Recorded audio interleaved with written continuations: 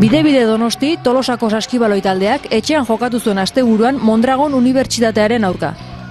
Amaierako emaitza 81 eta 72koa izan zen, merezitako garaipena lortu zuten gogor borrokatu ondoren. Sailkapen nagusian 3. postura igotzea lortu dute eta lehenengotik 3 puntura besterik ez daude. Bueno, partidua egia esaten nahi baldin badezu, azkenengo 2 hilabetetan eukidon gogorrena izan dela, diferentzia hondikin, ze beraiek kriston erritmoa jartzen dute eta ekipo bat etzaigun asko komeni. Azken finen, beraiek dira puntu gehien sartzen ditun taldea kategori oson, eta gugeak puntu gutxina jasotzen dituna, orduan ez gaude dituta horren marka hori altuta. 80-72 gutzako 72 puntu jasotzea ikaragarri da, baina hala ere super ondo, super guztua batez irabazin deulako. Oraingoz nahiko denboraldion ari zarete egiten, espero zenuten bezala da guztia? Bai, egia esan, temporada hasieran bai espero genuen ondo ibiltzea, baina oso temporada txarren genuen, hasierako zatia oso txarren genuen, eta gero guain, azkenengo parte honetan ega erakusten benetan guk espero duen maila. Dala, azkenengo 15 partidutatik esango nuke irabazi diteula 13, eta hoi oso gauza polita da, sorre korona.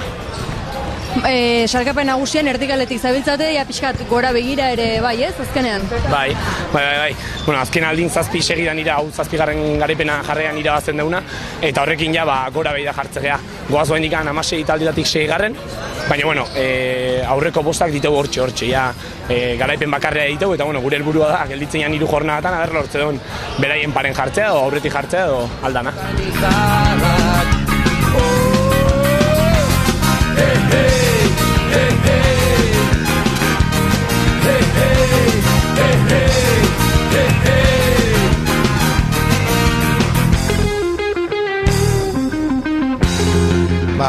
Gero eta partio zailago dauzkau, gero eta estugok, eta gaude alegin ez alegin, entrenatzeko, lesiok eta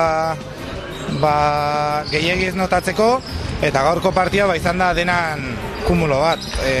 Arteka jolastu dugu ondo, beste batzutan ez, bereik talde oso senda dira, eta nik uste merezi dutela gotea daudena, baino gorago. Izan ere ikusi dugu adibidez Goarrek 3koak sartu dituela, horrek ere asko aurreratu du.